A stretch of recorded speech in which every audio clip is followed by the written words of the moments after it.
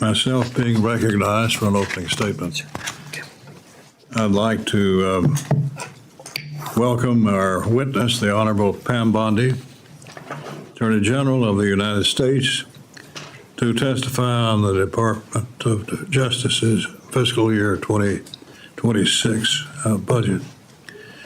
To begin, I want to thank the Attorney General for speaking at the RX and Illicit Drug Summit this past April down in Nashville, Tennessee. That's, I think, the third or fourth of those summits that you have been there to speak, and we appreciate that especially. That summit gathers the best and brightest to discuss ways our nation can tackle the opioid and addiction crisis impacting every corner of our country. At this year's summit, we received some encouraging news from the CDC that overdose deaths have decreased by nearly 30%. Unfortunately, we still lost over 80,000 loved ones in 2024, and recent provisional data from the CDC suggests that the progress that has been made might be coming to an end. And indeed, 70% of those deaths were from fentanyl. Significant more work needs to be done to curb opioid addiction, including focusing on the precursor chemicals being produced in China and the manufacturing labs in Mexico, as well as tracking down the cartels and criminals that shop these drugs to our nation's children. The Department of Justice must keep this at the top of their priority list. Unfortunately, Madam General, your job at the top will not be easy, and the list of issues that the American people are counting on you to address is long and dangerous.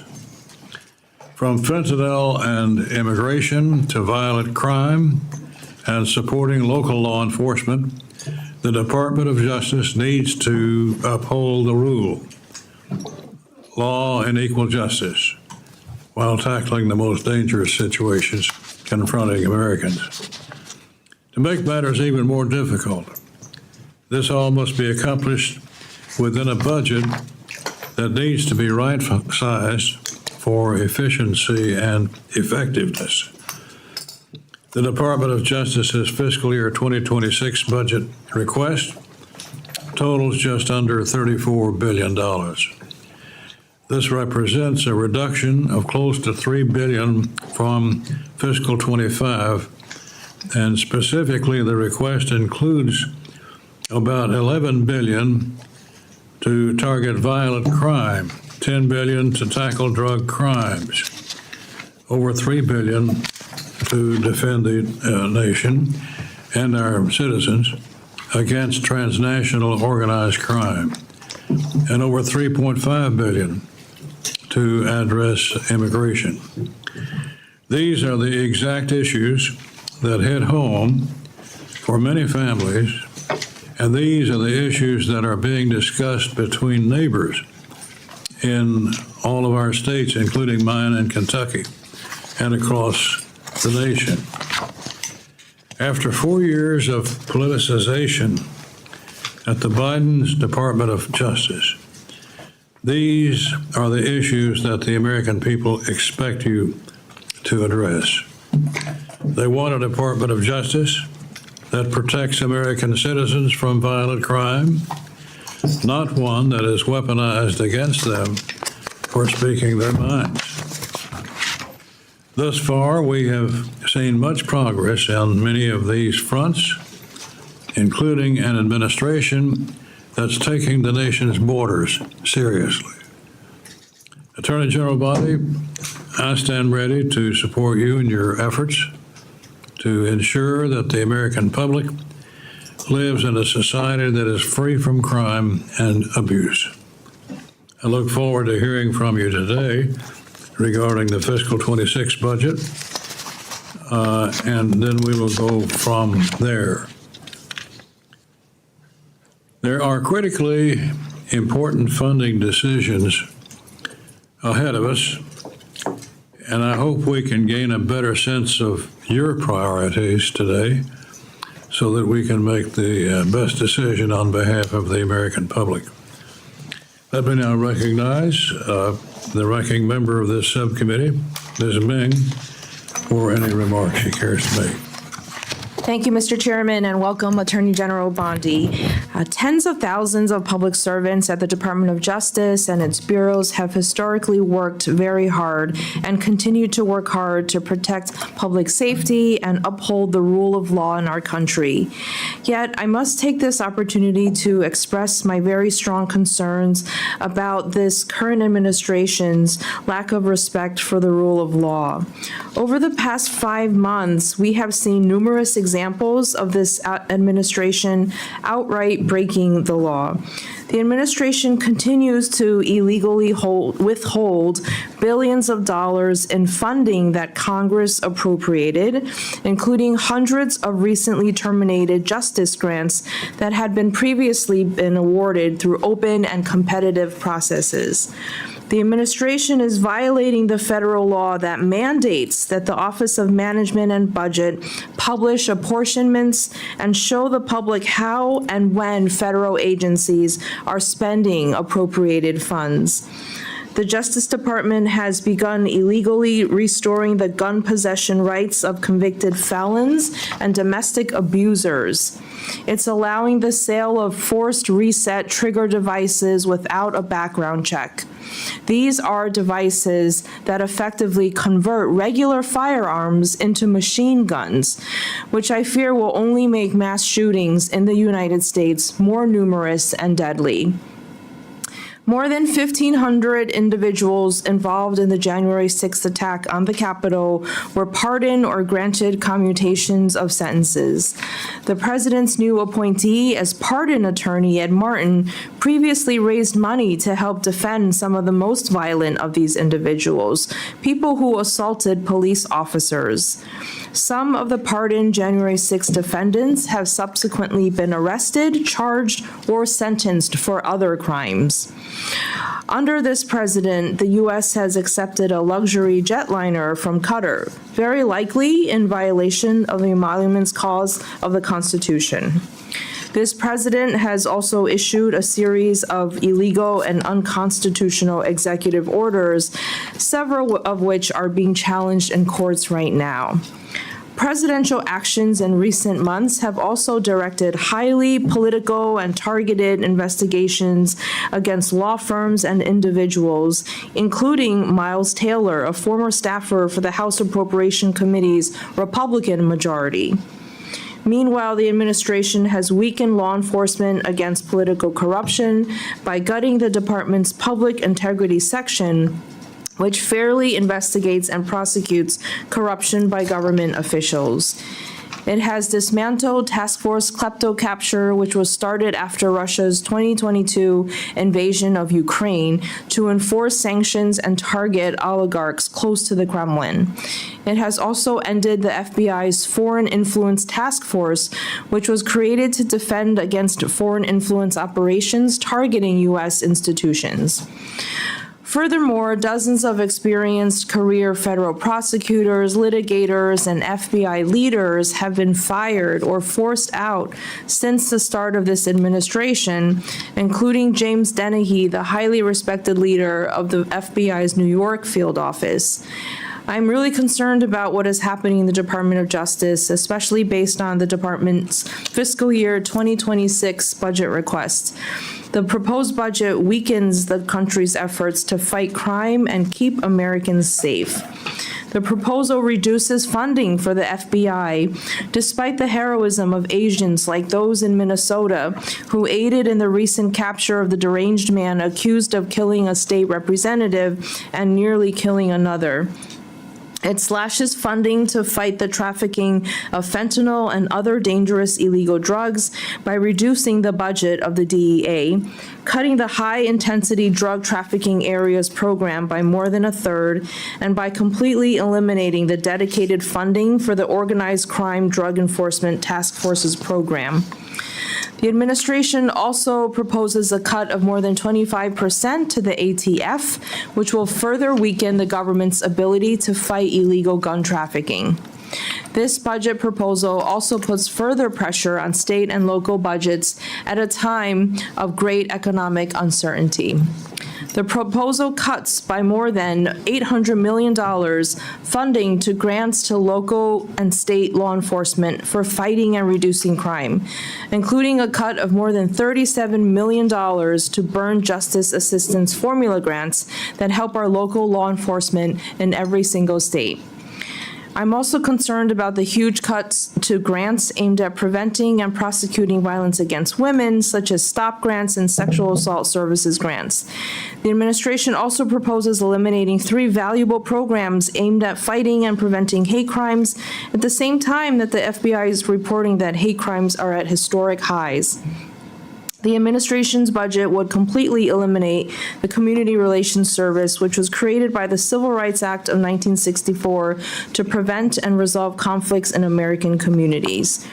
These actions and this budget proposal simply don't demonstrate a commitment to the rule of law and equal rights for all Americans. I look forward to discussing these important issues at today's hearing. Thank you for being here, and thank you, Mr. Chairman, and I yield back.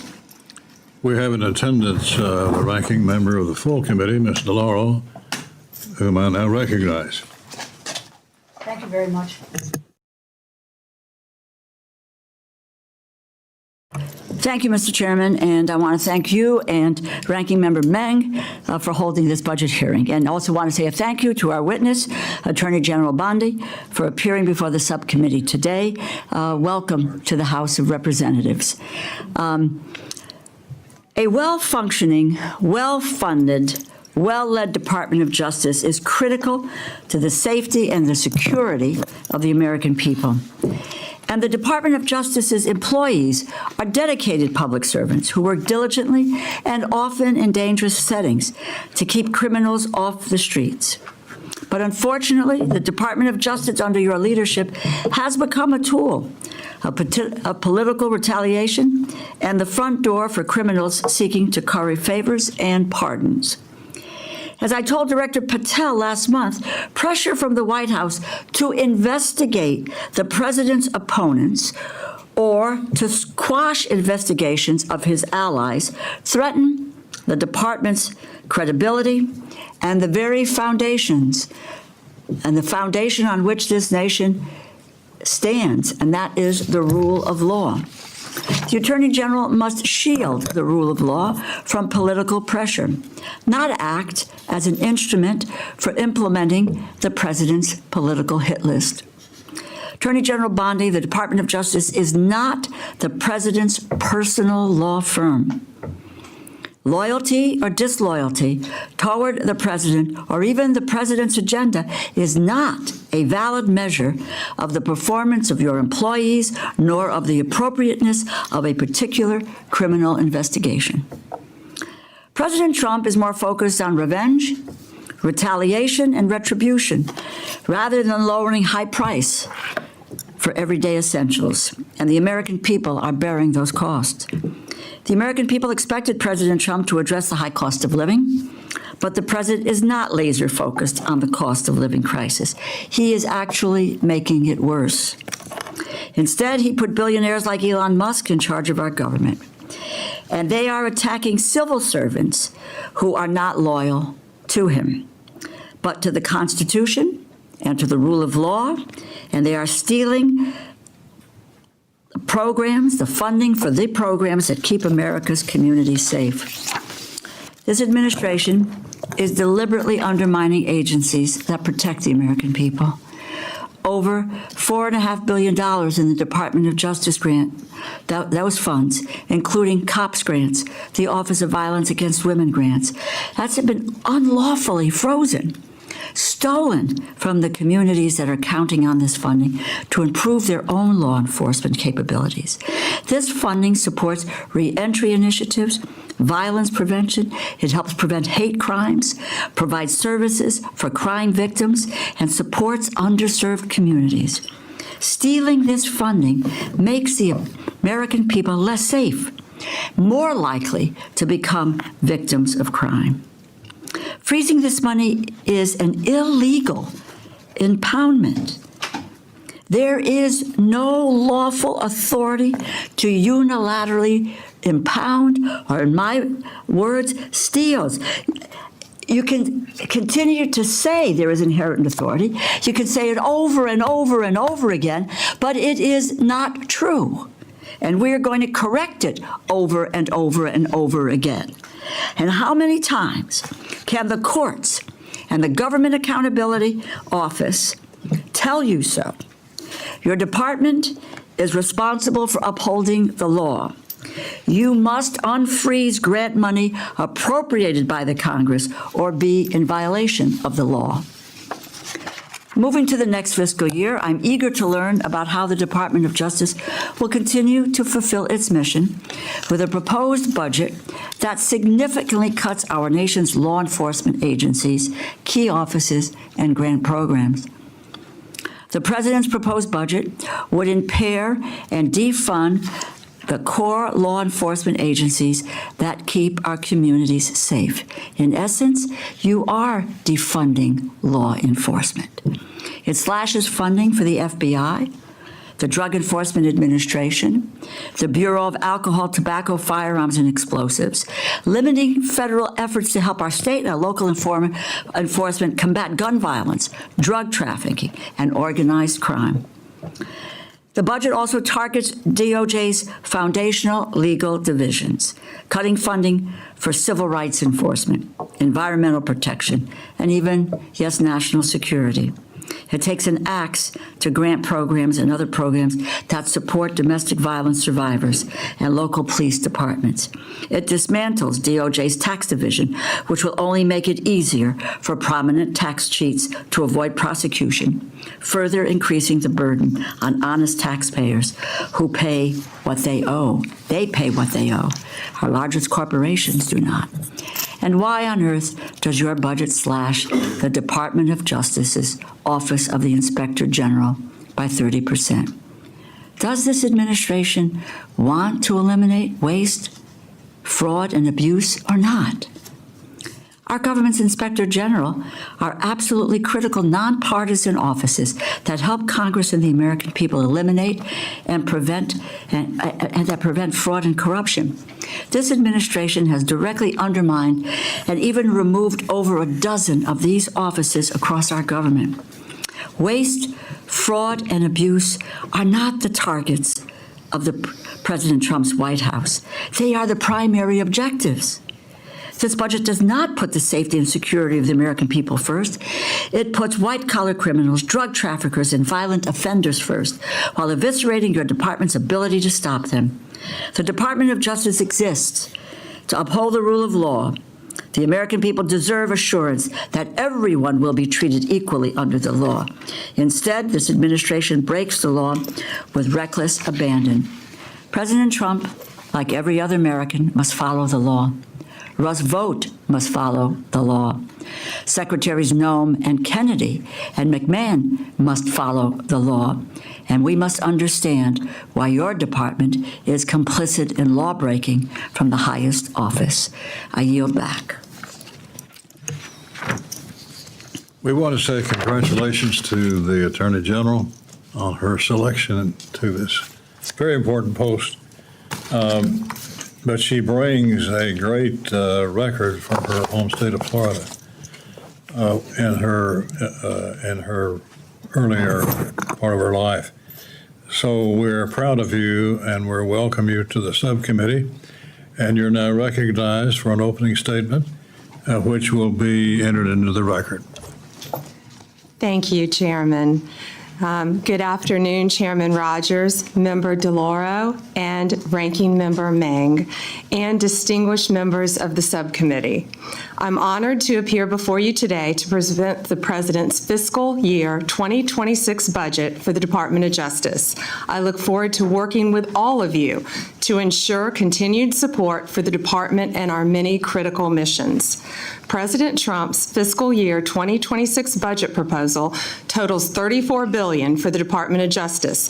That money will support federal law enforcement as well as our state, local, and tribal law enforcement partners. My primary objective as Attorney General is to return the department to its core mission of keeping Americans safe and vigorously enforcing the law. This budget will allow us to continue doing just that. Since January 20th, we have dismantled deadly fentanyl networks across our country. We prosecuted MS-13 and TDA members using terrorism and RICO charges. We've seized thousands of illegal guns from cartels and extradited key cartel leaders into U.S. prisons. Last month, the FBI arrested 205 child predators in a single operation, and the DEA executed the largest fentanyl bust in the history across 4 states.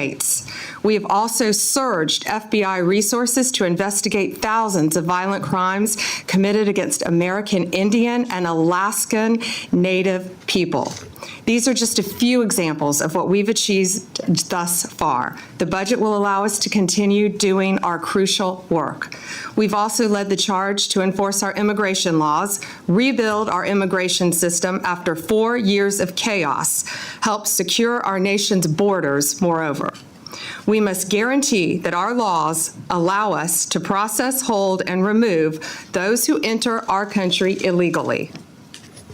Our U.S. attorneys continue to effectively work with law enforcement at all levels to investigate and prosecute the increasing volume of immigrated-related criminal offenses. Additionally, the President and I have established and reinvigorated 3 task forces to enforce the administration's priorities. The Homeland Security Task Force is enhancing federal and state law enforcement cooperation to destroy criminal cartels, foreign gangs, and transnational criminal organizations throughout our country. Joint Task Force Alpha will continue to specifically target the human trafficking and human smuggling networks that took root while our border was wide open. And Joint Task Force Vulcan will continue successful efforts to arrest and prosecute members of TDA and MS-13.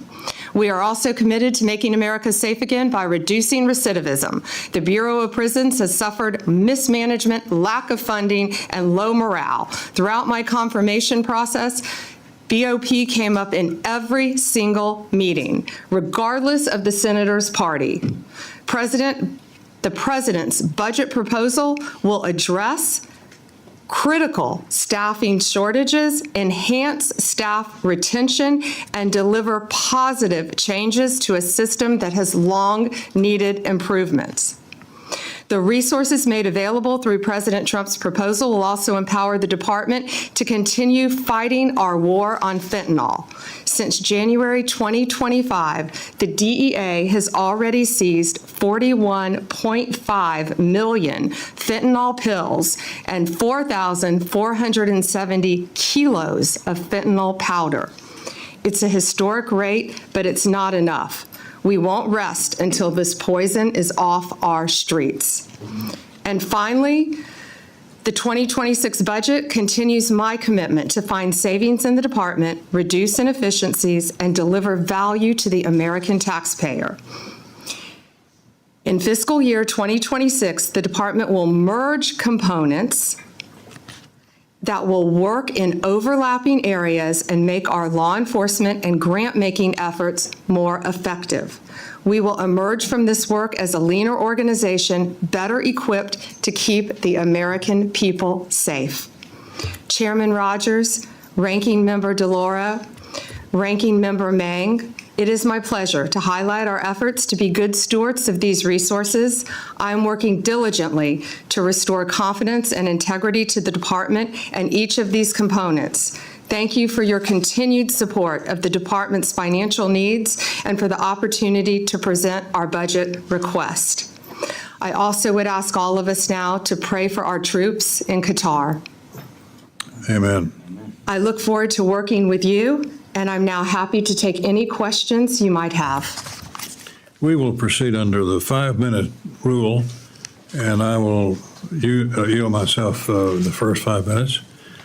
As you know, Madam Attorney General, rural America, many parts of the country, including my district, continue to suffer from the lethal effects of illicit drug use and overdose deaths.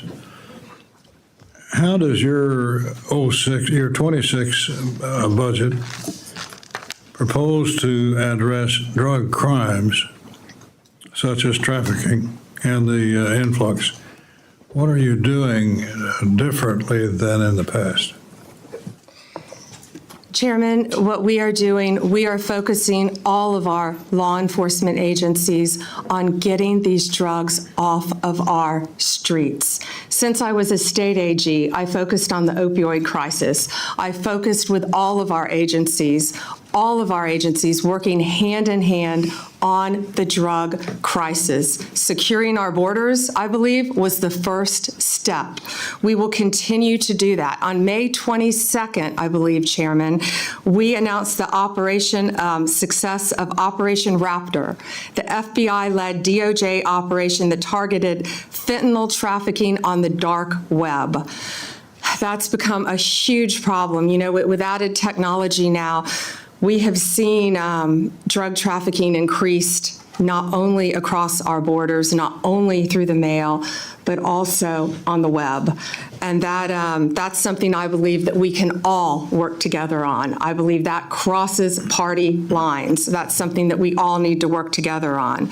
We've seized 144 kilos of fentanyl, 180 firearms, and over $200 million in currency and digital assets, working with 9 international partners and arresting 270 drug traffickers across 4 continents. And that was all because of Operation Raptor. On May 6th, we executed the biggest fentanyl bust in DEA's history. We dismantled a Sinaloa cartel that trafficked across 5 states: New Mexico, Arizona, Utah, Oregon, and Nevada.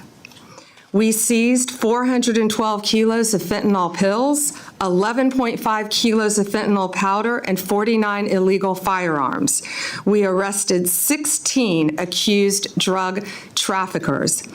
These cartels, these gangs, are so organized that they insulate their leaders. The leader of this particular cartel was living in Oregon, yet none of the drugs were with him. This was incredible police work by all of our agencies, federal agencies, working hand in hand to track them down. I met in conference rooms. We had charts, and I would invite any of you members on both sides of the aisle to come in and see these investigations of what we are trying to do to get these drugs off our streets. They are so complex, they are so complicated, and what our law enforcement have been doing is really second to none, and I am so proud. They are some of the bravest in the world, and I am so proud at what they have been doing, working with all of our state and local partners to eradicate these drugs. My point of that was in Oregon, was the leader of this particular Sinaloa gang, and again, he insulated himself. But we were able to catch him thanks to great police work, and we will continue to do that. Well, congratulations. Thank you. And thanks for the invitation. I hope we can take you up on that. During his hearing before us, FBI Director Patel indicated a lot of precursor chemicals that originated in China are now going to terrorist organizations that reroute the precursors into our country through the northern border. What can you say about that? Yes, Chairman, that's accurate. You know, I've been fighting this fentanyl epidemic since I was a state AG, when it really first came on the market. Ironically, I was recently in Poland at a security conference with all of my counterparts around the world, and I will never forget something they said to me. My counterpart in Poland said, "Fentanyl isn't here yet." yet, because they protect their borders. And yes, the northern border is now a great concern to all of us, I would think to everyone on this committee. And yeah, that's a great concern, but we will continue to do that. We are fighting to protect those precursors from coming in, as we know. And you know, what they keep doing is they're changing the precursors, and they continue to change them, and they continue to send them through Mexico, through Canada, on ships through our ports of entry into our country. But that's something we have to all work together on to stop. I went to our DEA lab. I met with our DEA. It only takes, it looks like almost 2 grains of salt. I had them put sodium chloride in a little bottle so I could show people. That's what it takes to kill you. And that's what our kids are taking. They don't realize that it is mixed in, they think they're buying a Xanax, an Adderall, I can't say this enough, an oxycodone pill. They think they are buying something else, and this junk is being laced, this poison, into these pills throughout our country. And that's something I feel like we can all work together on to try to stop. But yes, that was, a very long answer to yes, it's coming in through our northern border, but we are doing everything we can to secure that. We are working with Homeland Security very closely, and they're doing an incredible job on that as well, Chairman. Ms. May. Madam Attorney General, I wanted to ask about a topic that's of great importance to many Americans and especially my constituents, which is about hate crimes. I'm really troubled that your budget proposes to end the grant programs that may help prevent some of these hate crimes. As you may know, I was the author of one of these programs, the Community-Based Approaches to Advancing Justice program, which was created in fiscal year 2022. This program supported local groups working to increase hate crimes reporting, give community members resources in languages other than English, and to improve relationships between local law enforcement and the community. It was a direct response to the rise in hate crimes targeting Asian Americans during the COVID-19 pandemic. You may recall in March 2021, 6 women of Asian descent were tragically murdered in Atlanta, Georgia. My Hate Crimes Act passed through Congress in May of that year with bipartisan support, including from several of my colleagues on the other side of the dais. For years, I've been hearing from constituents about how scared they felt, and have been hearing from members of these communities as well as experts who've told me that one of the best ways to combat hate in this country is to fund prevention programs. So not just prosecution, but also prevention. I have a letter here that hate crime survivors and family members wrote to you in May, expressing their strongest concerns about the termination of these grants. Signed by people like family members of Emmett Till, James Byrd Jr., Matthew Shepard, and survivors of the Pittsburgh synagogue shooting. I asked unanimous consent to enter into the hearing record this letter from these survivors and family members to Attorney General Bondi regarding the termination of hate crimes related grant programs.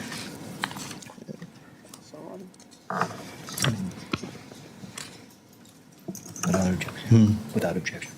Oh, yes, without objection. Thank you, Chairman. Attorney General Bondi, I absolutely share your support for our law enforcement and for the prosecution of hate crimes in a just way, but we must combat all forms of hate on all fronts, bringing together law enforcement and community leaders and members of the public. And these grant programs have helped many communities do exactly this. So I just wanted to ask and hear from you why there is a proposal to eliminate the 3 largest sources of DOJ funding for hate crime prevention programs. Yeah, and Ranking Member, can you list those 3 for me again? And I'm sorry, I have not received your letter yet, but I would welcome working with you on any issue regarding hate crimes in the Asian American community, in any community. I welcome working with you on that. Okay, yeah, I would love to. And this letter was sent May 15th, and we'll make sure that you and your team have received it. So the programs, one of them, for example, is named the community-based approaches to advancing justice. 3 programs have been cut, and one of these programs literally help support our law enforcement departments locally, like our NYPD, to train and respond to hate crimes. Let me see. So we have 5,800 grants, Chairman, that come, ranking member, excuse me, that come through my office. 365 have been cut so far. That's approximately 6%. What I will tell you is we have turned back on 13 of those so far because people have reached out to me. If you want to reach out and talk to me directly, I will give you my cell phone. I would love to sit down with you and see if we can work that out. I'm sorry, I'm not familiar with those 3 directly, but again, we will, if you have on either side of the aisle any grants that you believe should be back on, I would love to meet with you and work with you on that. We're doing that on a case-by-case basis, and law enforcement is my top priority, especially hate crimes, violence against women, everything I've done my entire career as a prosecutor. I think we have a former prosecutor in the room too, and I look forward to working with you on this and seeing what we can do to help you. Great. We'd love to work together, and we will flag all the programs that have been impacted, including those that directly support our local law enforcement, like NYPD. And just to be more specific, the 3 programs mentioned are community-based approaches, Jabara Hire, No Hate, and Shepherd Bird. No Hate, Shepherd Bird. Thank you so much. Thank you. Mr. Gonzalez. Thank you, Chairman, and thank you, Attorney General, for being here today. You know, when the DOJ submitted their budget, the United States was a nation at peace, and now we're a nation at war. So my questions are going to be focused on national security. How many Iranian sleeper cells do we suspect are in the United States? Congressman, I can't talk about that in this setting, but what I can tell you is I know Homeland Security, I know the FBI. They are focusing on doing everything we can to keep our nation safe, and they will continue to do that. Yeah, it's a frightening time in which we live right now, but President Trump is committed to keeping all Americans safe, and we look forward to working with you on that. Great, thank you. How many active cases of threats to the homeland does DOJ currently have open as of today? Countless.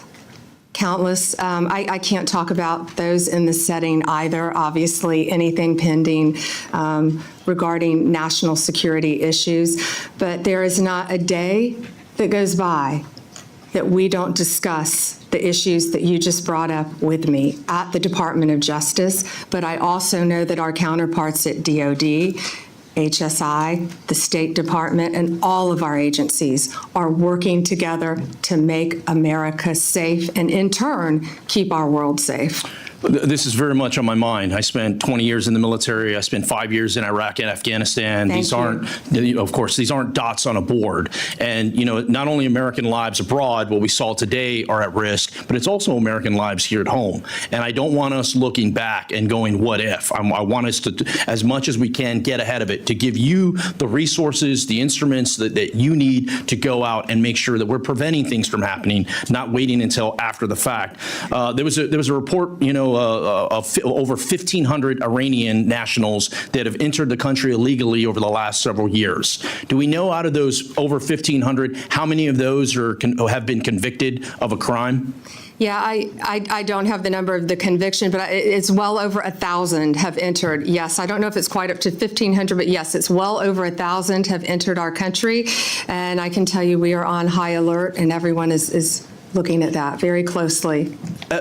Just some things just don't line up as far as us. I see the world is on fire now more than ever before, right? Once again, when this budget was submitted, we were a nation at peace, and now things have changed. I look at this, I see law enforcement and national security has a reduction of 645 million, over 1,500 positions. You know, the notes I have, the FBI will implement cost-saving measures. The largest decreases will be in criminal, cyber response, response and service branches, and national security branches. FBI's criminal investigation, cyber, and international operations will reduce resources and support various investigations and partnerships. Additionally, the counterintelligence, counterterrorism, threat screening, and weapons of mass destruction programs experience reductions. I mention those things because those, in my eyes, those are the programs that we need more resources to, more manpower to, and not everything's about money. I mean, you alluded to this. A lot of times it's about being more efficient with the things that you're doing. I'd love to hear your thoughts on some of the way we're looking to get ahead of any problem sets. Thank you, and we can do more with less. Of course, you can always do more with more, but we're doing more with less. We're prioritizing, we're refocusing, and the budget request supports $7.5 billion for national security.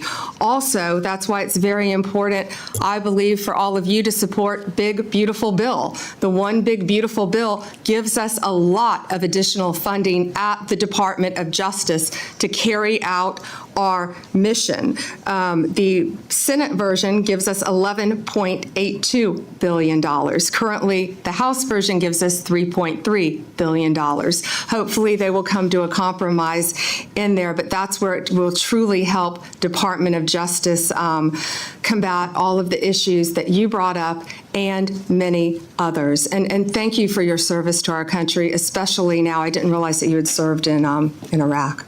Thank you. Yeah, no, of course, and thank you for saying that. I mean, resources matter, and the Big Beautiful Bill, we look forward to getting that to the president's desk as soon as possible. Once again, to give you the resources and the tools you need to get ahead of these problems that we see so clearly coming through. I represent nearly half of the southern border. The border is on my mind quite a bit. One of the questions I have, I focus a lot on convicted criminal illegal aliens. Do we know how many illegal aliens have been convicted of a crime in the United States? Yeah, I can get you those specific numbers. I don't know, but many. I can tell you our prosecutors are indicting and charging illegal aliens constantly, violent crimes, rapes, thefts, many crimes throughout this country. And yes, our borders were wide open. And Congressman, back in September, I went to our border at Yuma, Arizona, not in Texas, but in Yuma. And at our border, what I saw firsthand, we saw IDs just dropped from every country you can imagine. El Salvador, Venezuela, China, every country you can imagine. And of course, I didn't see Iranian driver's license, but they are coming into our country. Yes, we know that's documented, but just walking into our country.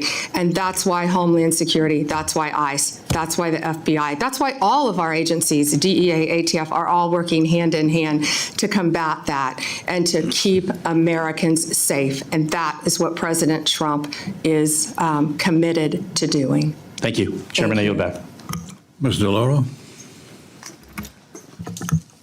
Thank you very much, Mr. Chairman. Just a quick note before I get to my questions.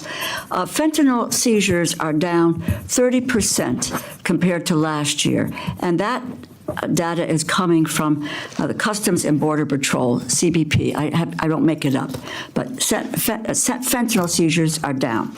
At your confirmation hearing, you asserted that you will do everything in your power to prevent illegal gun runners in our country. Your budget request for the Bureau of Alcohol, Tobacco, Firearms, and Explosives, ATF, proposes a cut of 26% below the current level. How can you justify such a massive cut without inevitably weakening ATF's ability to help our state and local law enforcement fight illegal gun trafficking?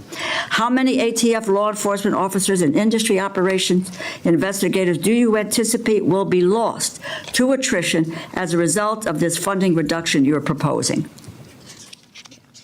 So, I am a career prosecutor, and I believe in keeping America safe, making America safe. First, what we're doing is ATF is going to be brought over with DEA.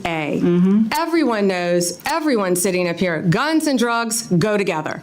They go together. We're going to make it more efficient. What I will tell you will not be happening is ATF agents will not be knocking on the doors of legal gun owners in the middle of the night asking them about their guns. They're going to be out on the streets. If I can finish, they're going to be out on the streets. I have three minutes. You asked me a question. I did, and Well, you asked me a question. And you I'm haven't gonna answered my it. question. So they're going to be out on the streets working You haven't hand in answered hand my with question. DEA You to haven't violate. answered. Mr. Chairman, I'd like an answer to my question. And the question is not being answered. How many ATF law enforcement officers and industry operations investigators do you anticipate will be lost to attrition as a result of the funding reduction you are proposing? You are proposing a 26% cut to ATF for fiscal year 2026, as well as a 4.4% cut to DEA. So you're going to merge the two agencies together, and then you're going to shortchange their resources, so neither one of them will be able to do the job that they have been designed to do. You've got a 34% cut to the high-intensity drug trafficking areas program, no dedicated money at all for the Organized Crime Drug Enforcement Task Force. So, my view, it's fair to say that the Trump administration proposal shortchanges federal efforts to stop illegal gun trafficking and federal efforts to stop the flow of dangerous illegal drugs like fentanyl. As I was attempting to answer your question very calmly, unlike you, Excuse me, Madam Attorney General. Answer yes or no. Tell me what the numbers are. I don't want to hear all of your filibuster about this. Go ahead, please. Tell us the numbers. So we are reorganizing. ATF agents want to be out on the street. Okay, let me answer the question for you. agents. I'm going to answer it for you. Page, Witness, answer the question. Mr. Chairman, you give me a certain amount of time, and I have a high respect for you, but I don't have to listen, nor do my colleagues have to listen to a filibuster when it's a simple question. But I have an answer to your question. It's page 146 of the department's fiscal year 2026 budget, and the performance summary explicitly says, and let me quote, ATF will eliminate 541 industry operation investigators, reducing ATF's capacity to regulate the firearms and explosive industries by approximately 40% in fiscal year 2026. ATF will perform fewer regulatory inspections. And the department summary goes on to say, and let me quote, ATF anticipates a reduction of approximately 284 support personnel and 186 agents based on historical attrition patterns, and these personnel cuts will impact ATF across various functions, unquote. If the capacity to regulate firearms industry is reduced by 40%, if you are losing 186 ATF law enforcement agents, on top of that, it is clear the direction you are headed with this budget, and that's what it is, isn't it? The proposal will weaken our ability to stop gun trafficking, and it will greatly reduce ATF support for state and local law enforcement that helps them prevent and solve violent crimes. It's a bad proposal. Do you want to hear my answer in 3 seconds? You mentioned regulatory functions. We will not be having ATF agents go to the doors of gun owners in the middle of the night asking them about their guns, period. They will be out on the streets with DEA, guns and drugs. How many are together. gone? We are not, it will be attrition. We are not firing agents. They will be working. How many have with taken DEA. attrition? Can I tell you that they all want to be on the streets? They want to be doing their jobs. They want to be But you're getting them seizing off the guns. streets. They want You're getting to. them We're off the putting streets. them on the And- streets. and- They want to be working with DEA. You are getting them off We the will be streets. There is no efficient. clear, and Mr. We will Chairman, be I yield back my efficient. time. Apparently the gentlelady has expired. I yield back my time. Let's get some answers here. Mr. Fly. Thank you, Mr. Chairman, and thank you, Attorney General Bondi, for being here today. You are, in my mind, a breath of fresh air to our Department of Justice. Thank you. Thank you. So thank you for your dedication to the Constitution and for equal justice under the law. I am sorely impressed with your experience and how you have handled the Department of Justice so far. As we all know, under the Biden-Harris administration, the Department of Justice, FBI, and ATF were dangerously weaponized to target President Trump and everyday Americans, tactics more fitting of an authoritarian regime than a constitutional republic. From politically persecuting President Trump, then President Biden's chief political rival, to going after pro-life advocates like Mark Houck, the actions of the Attorney General Garland, Director Wright, and the DOJ leadership were unacceptable and unconstitutional, in my opinion. That's why I was very encouraged to see the President's FY26 budget commit to ending the weaponization within the Department of Justice and the FBI. And so, can you elaborate for me, how has the Trump administration's DOJ shifted away from politically motivated investigations and refocused on its core mission, prosecuting the most dangerous criminals? And you mentioned that a little bit in your opening remarks. So if you can focus on the moving away part, I'd appreciate it. Yeah, thank you, Congressman Clyde, and thank you for that. And also, our budget includes $1.2 billion and 2,444 agents for ATF. And those agents will be on the street with DEA. And thank you for letting me answer that question. Yes, ma'am. And we are prioritizing resources addressing illegal firearms and traffickers, and we will reduce unnecessary regulatory efforts, including what I just said about the weaponization. That's how ATF, I believe, was weaponized in the prior administration. Also, they were arresting peaceful protesters, the Biden administration, at abortion facilities. No longer. They targeted Catholics at church services. No longer. No longer will parents be arrested at school board meetings because they care about their children. That has ended under this department. That's why Donald Trump won the popular vote and the Electoral College by overwhelming margins. He made that crystal clear, and that's what's happening now in our country. That weaponization has ended. These ATF agents will be on the street fighting drugs. I have been a career prosecutor. ATF has taken thousands of guns off the streets since January 20th, working hand in hand with DEA. Drugs and guns go together. Core function, no more targeting and weaponizing our citizens by any of the agencies. Thank you. Thank you for that commitment. Thank you. I was delighted to see that the Department of Justice's fiscal year 26 budget also included a dedicated fund for a firearm rights restoration initiative. Can you describe this initiative a little bit and any other steps that your department is taking to restore the Second Amendment rights to Americans who are unlawfully or unjustly stripped of them by prior administrations? Can you talk about that a little bit, please? Yes, Congressman, and that is the pardon power, of course, falls with the president, and he has been doing many pardons on that topic, and he will continue to do that, I am certain. Also, one other thing about ATF is our seizure of firearms is up 33% from this time last year. Thank you. Wanted to add that. Thank you. Thank you. I was going to ask you about the merger of DEA and the ATF, and kind of, if you'd elaborate on that. You've talked a little bit about it already. The one thing that I think is very important is that the ATF and federal firearms licensees work together, because truly FFLs are the front line when it comes to illegal purchases and just the information that is out there, and we can help each other as long as we have a good relationship with each other. And during the last administration, it was a terrifying relationship. I mean, you had the zero tolerance against federal firearms licenses. I'm sorry, we're all human. Everybody makes mistakes, okay? And they're not intentional, they're just mistakes. And when you can lose your livelihood and you can lose your business and your employees can lose their jobs over simple mistakes, that's a real problem, especially when, if you think about federal firearms licensees, they're the pathway to the Second Amendment of the Constitution.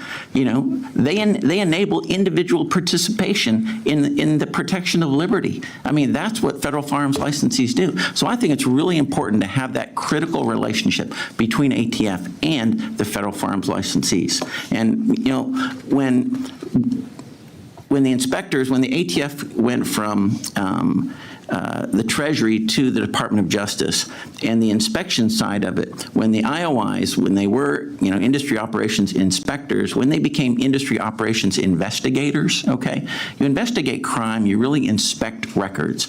That was concerning to me. So my thought was maybe we could move the IOIs to the Department of Commerce, but just would get your thought on that. Yeah, and Congressman, that's the first time I've heard about that. I would love to meet with you and learn more Great. about that. I look but forward thank you to it. for asking about the ATF-DEA merger. In the world in which we live, bureaucracy has been around for a very long time.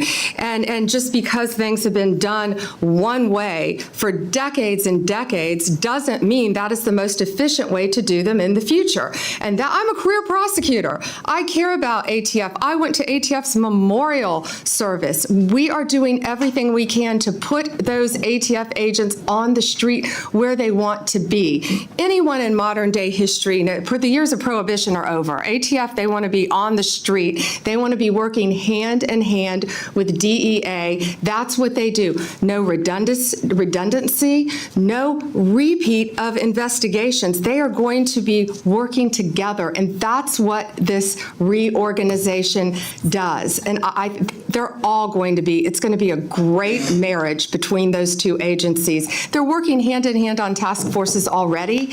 Now they will be working under one umbrella, and it's going to be great for our country. Thank you very much. Thank I you. yield back. It's expired. Mr. Ivey? Thank you, Mr. Chairman. I wanted to follow up on what Congressman Gonzalez raised with you with respect to the new environment that we're in now with the essentially a war with Iran. A few weeks ago, your FBI director sat in the same chair and said that he thought in the budget that's been proposed, they're about $11.2 billion short. He wanted an additional 1,100 positions that were lost to attrition, and 1,300 he wanted to have filled. That's before the scenario with Iran. Now, I know you submitted the budget already and you want to stick with it, but please take another look. This is a new environment. I think the points that the Congressman raised are very valid with respect to the issue of sleeper cells and threats domestically here. Taking FBI agents off the street now is there isn't a worst possible time you could do it. So please reconsider that and move in a different direction on that, because we need more of them on the street, not fewer. Ms. DeLauro was raising issues with respect to your budget, the IOI cuts and the 86 agents that are going to be cut too. And the concern I have on that front, I know you're saying they want to be on the street, but they're ATF agents that do things that aren't on the street. So like, for example, the Nibbin work where they match the cartridges to the guns is critical. And I'm very concerned that some of the cuts you're going to make are going to impact that. And the Nibbin pieces are critical for state and local law enforcement, like you used to be, because a lot of them don't have the resources to track it down.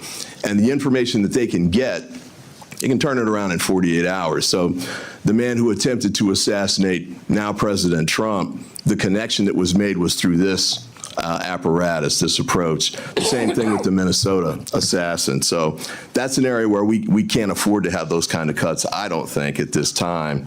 And the performance of fewer regulatory inspections. I had gun dealers in my district who needed those inspections to take place, and important findings have been made, certainly with respect to tracking crime guns and cracking down on gun dealers who are working illicitly.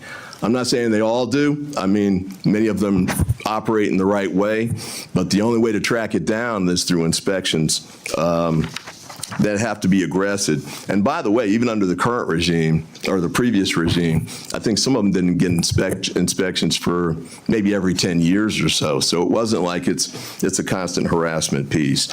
But I've got some folks here in the corner of the hearing room who are from my district: Moms Demand Action, DMV Mothers Like Me, Women's Missionary Society. I met with them a few weeks ago, and the concern was the issue of gun violence on our streets and the desire to make sure that the federal presence continues to push hard to make sure we close those cases. you're reducing resources, you're reducing the number of agents, as Mr. Patel said. That's moving in the opposite direction. What response would you give to them with respect to the steps that you're taking to make sure not only that we stay safe, but we get even safer and do even more to get violent offenders off the street and get the guns off the street before the violent offenders get them? So first, Congressman Ivey, you're a former prosecutor, and I'm smiling because I could see that in some of your questions. Thank you for those questions. I'm going to try to answer them all in order of how you ask them. You ask about the FBI, our budget, and Director Patel clarified that in front of the Senate, I think, and our budget includes $10.1 billion, 12,926 agents for the FBI. I think clarification would be gentle. It was a complete flip-flop on what he said when he was here. So he was asked 3 times by Ms. DeLauro just to make sure that he was right about what he had said when he was testifying. They prioritized realignment of personnel to the field to carry out national security, which you just talked about, intelligence, criminal law enforcement, and criminal justice missions. Can I do this? Can I just keep, I only have 34 seconds to answer you, and I really want to answer. I've got 3 quick questions for you, and I'd love to You're asking 3 questions, and you haven't let me answer one. I'd love to get your answers in writing. Quick questions. Nibbin. When you were the Attorney General in Florida, Chairman, can I answer the question? You offered, after the Parkland shooting, Gentlemen will suspend. I believe this is my time, under the rules, and I had, Gentlemen to suspend momentarily. Stop the clock. can we stop the clock? Put the time back. Stop the clock at a different. Let's be respectful of each other. Mr. Chairman, Listen to a filibuster. what I just said was, if you could submit your answers in writing, that would be great. I don't think I've made any kind of statement that's been accusatory with respect to her or her professional reputation. There's been no attack on her. These were just questions that were asked. I'm seeking the answers in writing, which would be great. But I have a couple others that I'd like to ask too, and we'll do them on. The gentleman has expired. No, it hasn't. You cut me off when there were 30 seconds left. Only a few seconds. Yeah. So. Well, that's true too. A couple of you all went over like a minute and a half. Over almost 2 minutes. I just would like my 30 seconds back. And then if she can submit answers in writing, that'll be fine. But, but I want to get these questions in while she's here. Go ahead. I want to ask the questions and she can submit the answers. This is my 5 minutes. I get to do it the way I want to do it. Under the committee rules and under the House rules. These are my 5 minutes. And as I said, I have not been disrespectful to this witness. I have not. Can Or- you use up his time to ask his questions and she can see the answer? I feel like you did. I feel like you did. Okay. When you were the Attorney General in Florida, after the Parkland shooting, my understanding is that you moved to ban gun sales to people under 21. Is that a position that you would take now as the Attorney General? I have a bill, H.R. 2368, which does something like that. I would be interested in if you'd be willing to co-sponsor or support that bill. You also moved to enact red flag laws, allowing a judge temporarily to confiscate weapons when he or she viewed that the person was at risk of hurting himself or someone else. Is that a position you would continue to support now? And the last one is ghost guns. Ghost guns, I don't think you took a position on it back when you were the AG in Florida, but we've had 2 bills come through here in the Congress, all Democratic co-sponsors. I think there's no argument that ghost guns have any, appropriate use on the street. They only help criminals avoid prosecution. Would you support a legislative ban on ghost guns? And with that, I yield back. Mr. Strong? Thank you, Chairman Rogers, Ranking Member Ming, for having this hearing today. I'd also like to thank the subcommittee staff for their hard work. Attorney General Bondi, thank you for being here today. I commend you for your efforts to prioritize President Trump's America First agenda and commitment to making America safe again. As you know, I represent Alabama's 5th Congressional District, which includes Huntsville and Redstone Arsenal. I'm especially supportive of the FBI Director Patel's plan for the continued movement of FBI personnel to North Alabama Alabama. My district has repeatedly answered the call to support our law enforcement agencies with a second-to-none workforce, cutting-edge facilities, and room for growth. Attorney General Bondi, do you support the FBI's plan to move additional personnel and programs to Redstone Arsenal and out of the Beltway? Thank you, Congressman, for your question. And yes, we are moving 500 additional personnel from D.C. to Alabama, to Redstone. Redstone is a state-of-the-art facility. It will enhance everything we do, training for FBI, training for other employees, and Huntsville provides the most cost-effective location with a distinct partnership opportunities, and we support all of that that's happening, and I look forward to visiting it one day. Could I have a couple minutes to answer a couple of your fellow congressman's questions? Thank you. He asked me about NIBN, and yet he didn't want to hear my answer. NIBN means National Integrated Ballistics Enforcement Network. I'm very aware of that. We are not cutting that. ATF's receiving $66 million. It's an important program, and I know he would not intentionally attempt to mislead anyone by saying that I'm trying to cut that, but that's not being cut. I'm a career prosecutor. I've used that. I'm sure he's used it as a prosecutor. It's an important program that provides critical support to 7,200 state and local partners we work with. It's a key element to combat violent crime and firearms. So I am a huge supporter of NIBN, and we will continue to do that. You asked me to talk to moms. I will always speak to moms in my office in any environment. Yes, and I lived the Parkland shooting. I still talk to and meet with all of those families, both Democrat and Republican alike. I will continue to do that as a career prosecutor. Speaking of moms, I'm sure you met with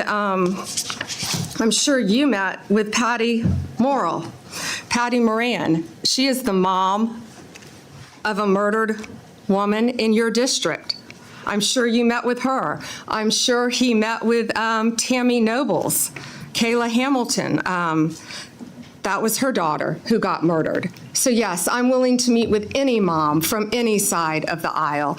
And thank you, Congressman, for letting me discuss Absolutely. that. Would the gentleman yield? I want to move my questions. In my district, we have the FBI, the ATF, DHS working together to address bombing incidents and use of explosives. The FBI's Hazardous Device School and Terrorist Explosive Device Analytics Center, affectionately known as TDAC, the ATF's National Center for Explosives Training and Research, and the U.S. Bomb Data Center are all located at Redstone Arsenal. As mentioned, ATF's National Center for Explosives and Training Research is a world-class facility located at Redstone. The center provides remarkable training facilities and specializes in life-saving explosives and arsons training.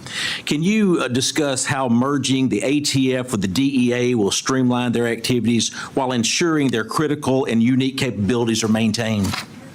Yes, absolutely. And yes, the National Center for Explosive Training and Research at Redstone, it's pretty remarkable what they do. They oversee the canine operations, I believe, as well as the criminal profiling, the explosives, the arson investigations, and I look forward to working with you. I look forward to visiting that. I really want to go to that facility.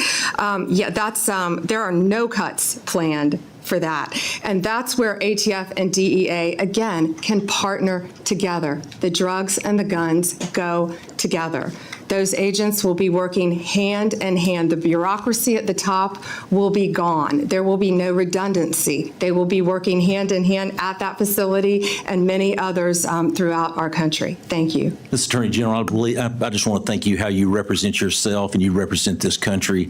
It's a hard task what you have to do. You represent Democrats, Republicans, but what you have done in these first 5 months have reestablished the American people's belief in what the DOJ is to do for the American people. Mr. Chairman, I yield back.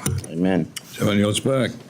Mr. Morelli? Thank you, Mr. Chairman, and Ranking Member Meng for holding this important hearing, and thank you, Attorney General Bondi, for appearing before us today. Madam Attorney General, I serve in addition to the Appropriations Committee as a ranking member of the Committee on House Administration.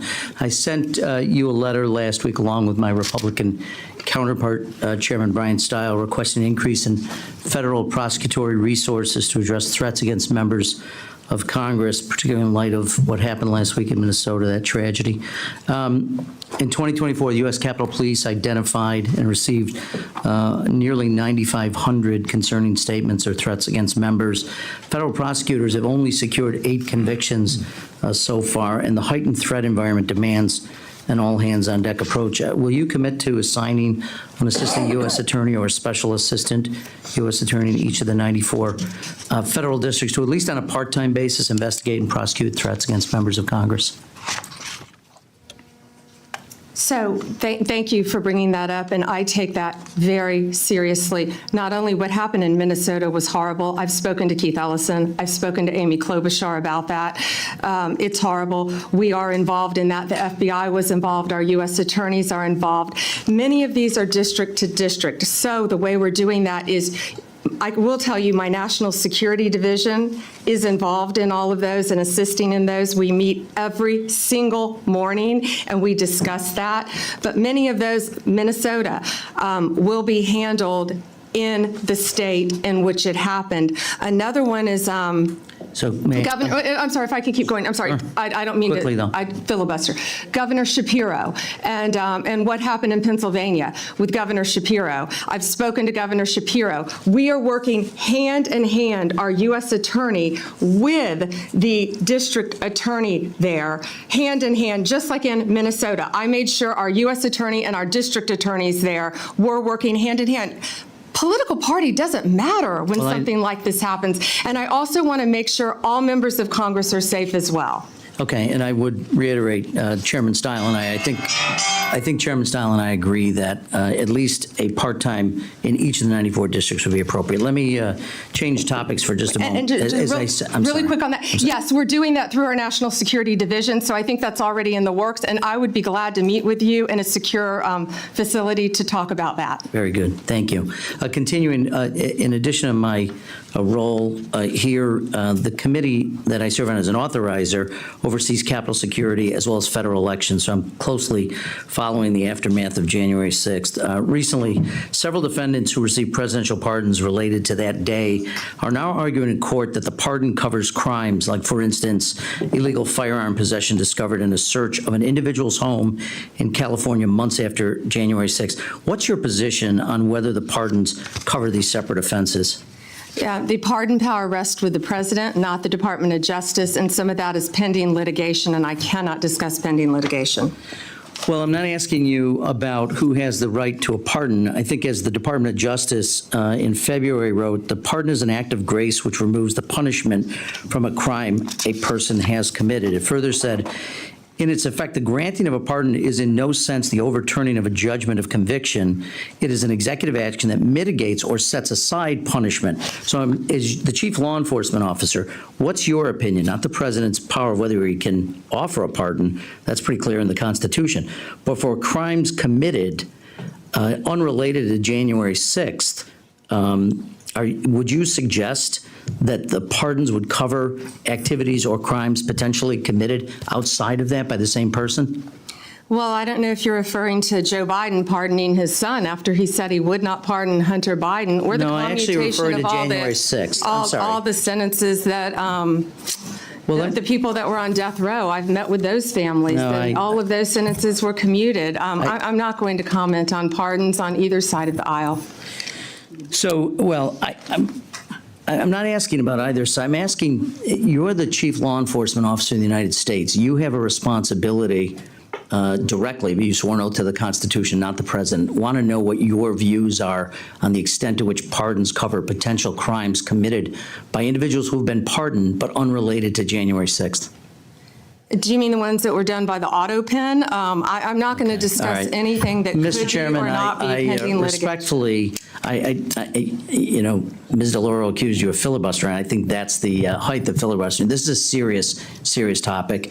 and for you to suggest that you don't have an opinion or to divert to other things that had nothing to do with January 6 pardons, I think is frankly demeaning to your responsibilities and your job. With that, I'll yield back.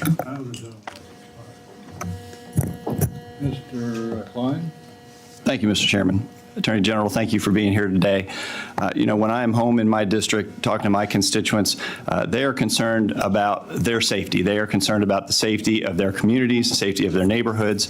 And as we have spoken many times under your leadership, the DOJ has taken decisive steps to restore the rule of law, to tackle violent crime, and to hold both foreign and domestic bad actors accountable. I read your opening statement, and I just wanted to give you an opportunity to go back again and talk about, in light of 4 years of open borders, the drugs that are coming in, the sex trafficking, the human trafficking, the gangs that have moved in, the terrorism that has infiltrated the United States, the sleeper cells that may or may not be present in this country, the political prosecutions that we saw over the 4 years of the Biden administration, the fact that we are restoring integrity to the office and the rule of law. Can you restate for my constituents how the actions of the Department of Justice and your agencies are keeping them safe? Thank you, Congressman. And we have also been working hand in hand on a task force with your governor, with Governor Youngkin.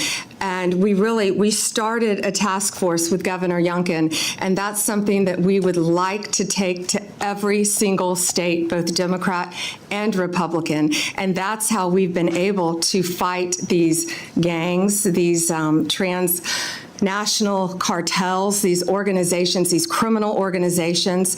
And it was really remarkable. One of the top members of TDA was living 20 minutes from where we're sitting right now in Virginia, and working hand in hand, regardless of political party, with state and local law enforcement officers throughout the state of Virginia.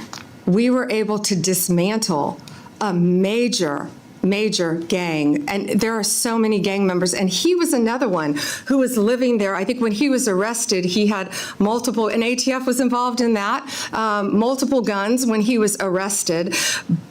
But he did not have any of the drugs on him. He had insulated himself because he was one of the leaders of the criminal organization.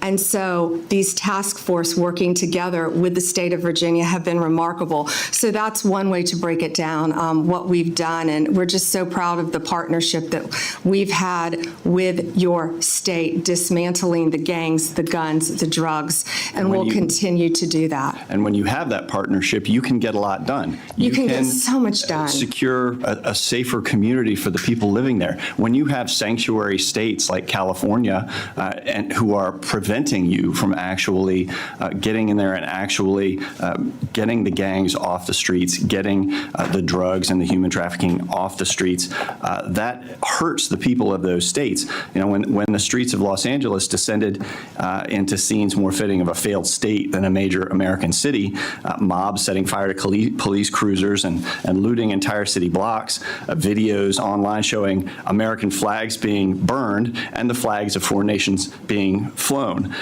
some carried by rioters proudly waving them through smoke-filled streets. The Department of Homeland Security has revealed new data saying that ICE law enforcement is now facing a 500% increase in assaults while carrying out enforcement operations. Can you describe what actions you've taken to hold these sanctuary jurisdictions accountable? And I have a couple questions after that. Yeah, thank you. To California specifically, and we have made it very clear. If you spit, I believe it was an ICE officer, someone spit on him, we charge them federally. We will charge you if you spit on a law enforcement officer. If you loot under the Hobbs Act, that is a robbery, and we will charge you with robbery. We are going after the maximum penalty federally for anyone who touches a federal agent, and we are also going to protect our state and local law enforcement agencies and officers. The men and women every day around this country, whether it's a blue or red or purple state, are out there fighting crime. That's what they care about. They care about keeping every single one of us safe. That's what they're doing. They care about preventing drug abuse, drug overdoses throughout this country. And they jeopardize their lives every single day to keep us safe. And we are going to do everything in our power to fight for them. Do you think that these sanctuary jurisdictions, these cities or states, should be receiving law enforcement grants if they refuse to uphold the law? That's pending litigation, Congressman, and I can't discuss that right now. I think the answer should be no, but I'll leave that to the judges and to this committee to decide. Thank you. Time of the gentleman has expired. Mrs. Dean. Thank you, Chairman. Thank you, Ranking Member. Thank you, Ranking Member. Thank you, and welcome, Attorney General Bondi. I just wonder, sincerely wonder, do you hear how hollow your last words sound in light of the pardon of all of the January 6th people, day one of this administration?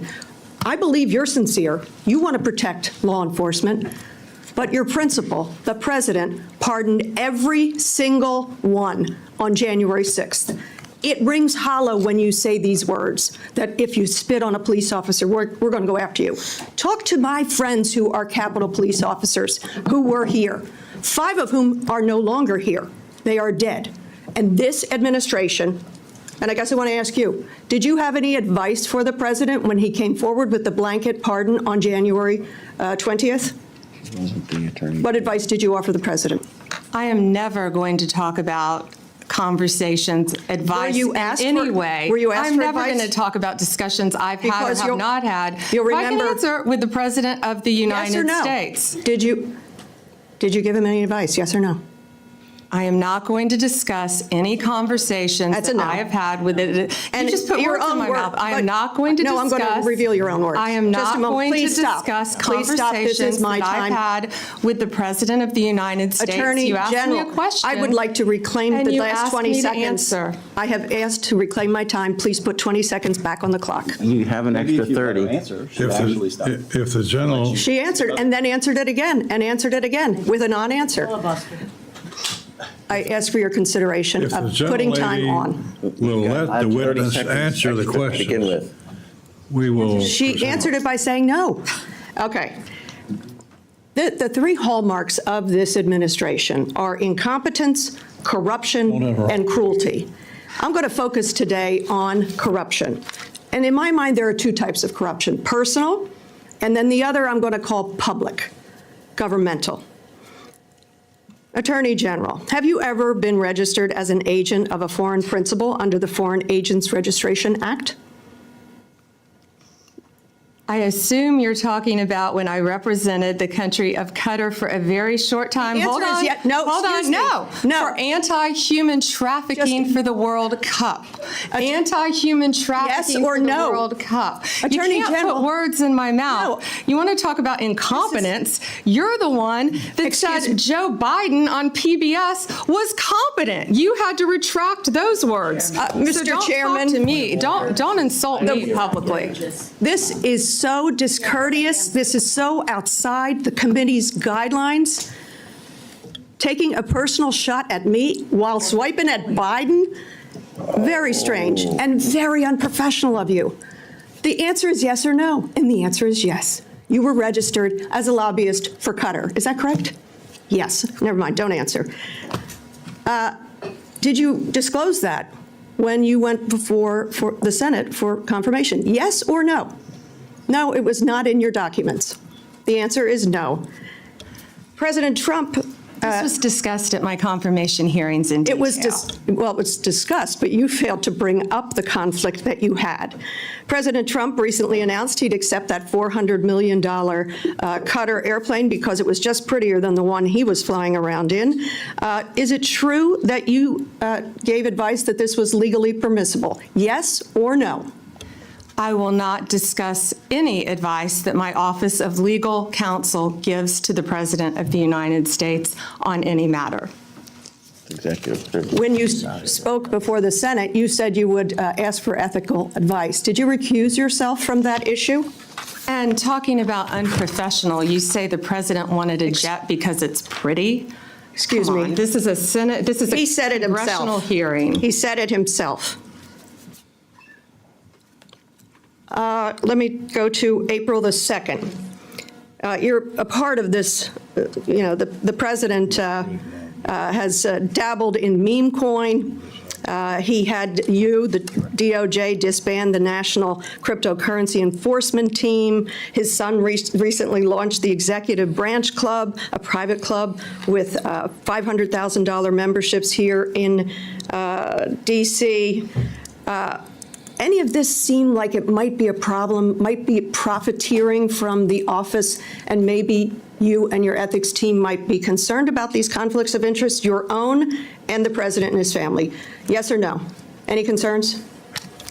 What I would be concerned about in Pennsylvania are all the child sex cases that we've prosecuted, all the CSAM cases that we've prosecuted. Did you hear in my question? Pennsylvania. I That's asked what the I would witness be to concerned actually about. answer questions that are asked. Congresswoman Dean. Chairman? Please let the witness answer the question.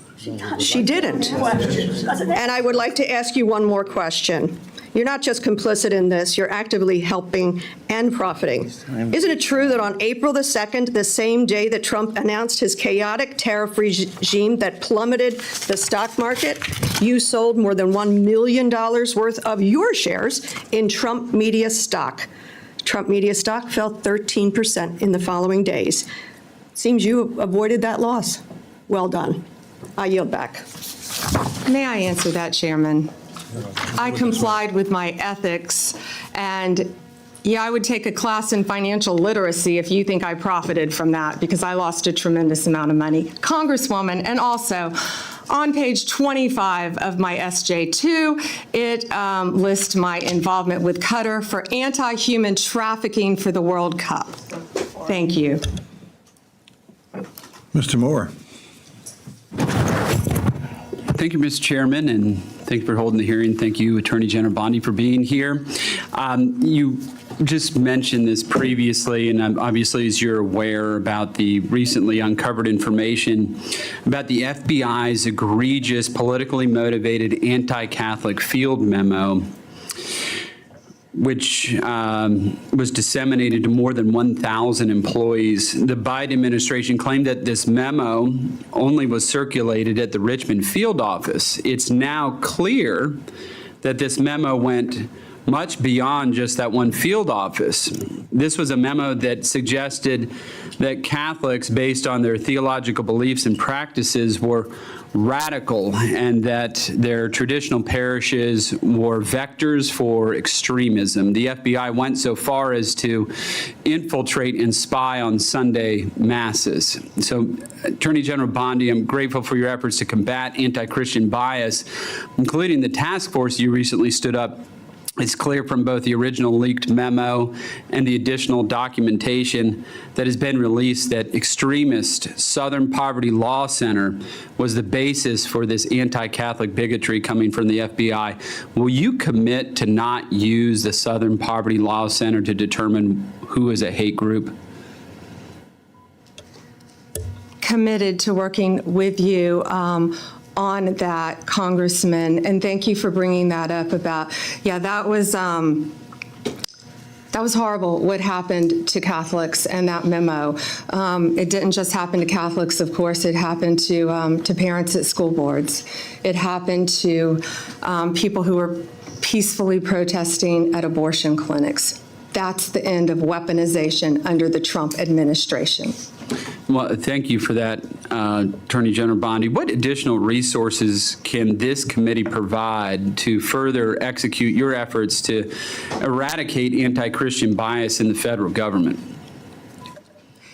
Yeah, we're committed to working with you. Our Civil Rights Division, led by Harmeet Dillon, is doing an incredible job working on those issues and many more. Our Civil Rights Division, I met with her this morning. I talk to them almost daily, and they are working to protect people of all religions. And, especially now, I'm actually surprised that hasn't come up yet this morning, but in light of everything happening with Israel, all of the anti-Semitic things that have been happening around our country. I went to the crime scene here in D.C. of 2 young people who were leaving a Jewish museum and were gunned down simply because of their religion.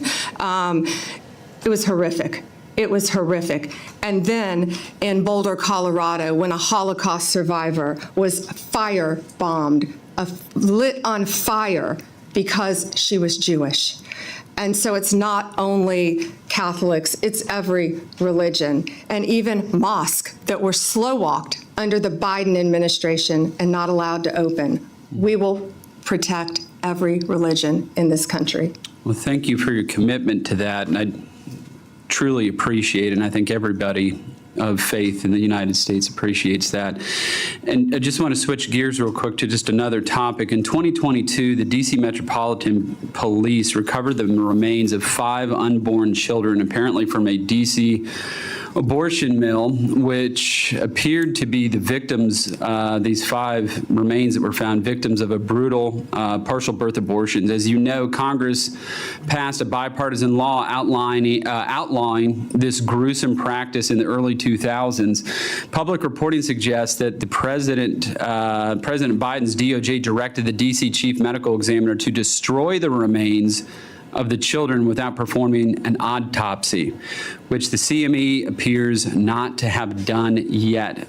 General Bondi, will you commit to working with me and this committee to conduct a full and fair investigation into the deaths of these children to ensure justice is served for the DC-5? Yeah, and Congressman, that is a ongoing investigation and pending, so I cannot discuss that in this forum, but on a collateral matter, the woman who retrieved those 5 fetuses was convicted, and she was pardoned by President Trump, and they were basically unborn babies is what is alleged in the, but I can't discuss it any further. All right, thank you, Mr. Chairman, and thank you, Attorney General Bondi. I yield back. Mr. Mervin. Thank you, Chairman. Thank you, Ranking Member. Attorney General, thank you for joining us today. Our law enforcement officers, first responders, and local safety agencies are the backbone of our communities. In Northwest Indiana, I've worked hard to bring critical federal grant dollars home, funds that directly support the brave men and women who protect us every day.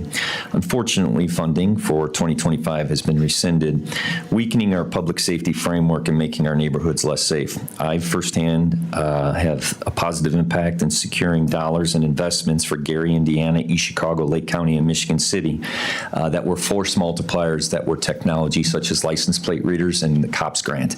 I'm asking you today, what can we do to ensure that those funds are going to continue to flow to my district? And in light of the HIDA, I'm in Northwest Indiana, Gary, Indiana. We are a HIDA district.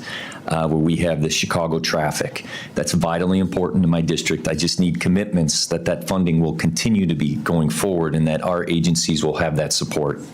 Congressman, thank you for bringing that up. I'm well aware of the HIDA. I believe that's in Maryville. Is that correct? You are correct. And yes, that funding will remain where it is. We do not intend on touching that funding. We want to protect HIDA. Very good.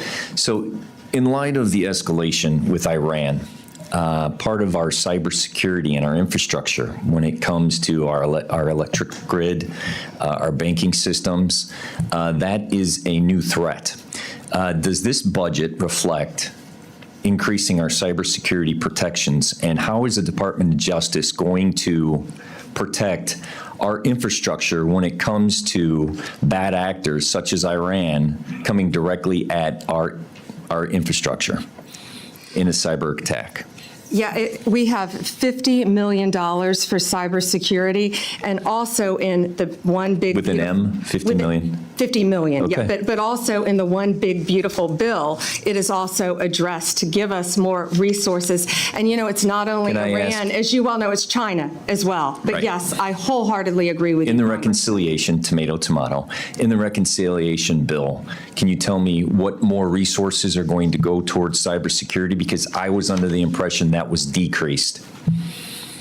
Can I get you? I will get you those numbers. Okay. Yes. I want to do everything I can to help you protect cybersecurity, all of us in this country, not only, again, with Iran, but also with China and all of our foreign adversaries around the world. Okay. And then Just a question of curiosity that I have. Director Patel was here a couple of weeks ago, and we talked about the emails that went to the FBI agents, meaning, please tell us what you did at the end of the week. Give us 5 reasons why you did. At first, Director Patel said that that didn't exist. Then he specifically said, well, that came from the Department of Justice to the FBI agents, and his words, I told them not to fulfill that obligation. How do you manage that if you give a directive to your director of FBI and he chooses not to fulfill that? And where did that information go? So when someone from the FBI, an agent, fulfilled that obligation of giving you the information of what they were working on, where did that data go and how is it secured? Yeah, and Congressman, I'd be happy to see who answered that, but I asked, when I learned about it, I asked that it be withdrawn, and it was, that email. When you learned about the email going to the FBI agents, you asked them to withdraw it. Who did you ask to have it withdrawn? My entire office, and it was. So it is unknown who sent that email? Well, it came from my office, but when I learned it went to the FBI, we asked that it be withdrawn. Where is the gap of my understanding? If it came from your office, you're telling me you didn't send it? I didn't realize it went to the FBI. That email went out. And the purpose of that email was to make sure, just so you know, it was to make sure that these people were sitting at their desk and working and alive, that there were people actually responding. And I agree. It could have been, I got up and got a cup of coffee. Sure. So without going into that, the people that did answer it, where did that data go? I will find out, and I will get you that information. And I only ask as a national security issue as they're working on sensitive issues.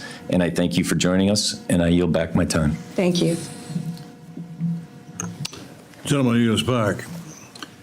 That concludes today's hearing. I want to thank our witness, Attorney General Bondi, for being here today. We would normally like to do another round of questions, but we don't have time. The gentle lady, the Attorney General, has meetings scheduled, I think, at 4 o'clock. Thank you. So we will not be able to do a second round because of that. Ready to answer the question. So without objection, members may have 7 days to submit additional questions for the record. Subcommittee stands adjourned.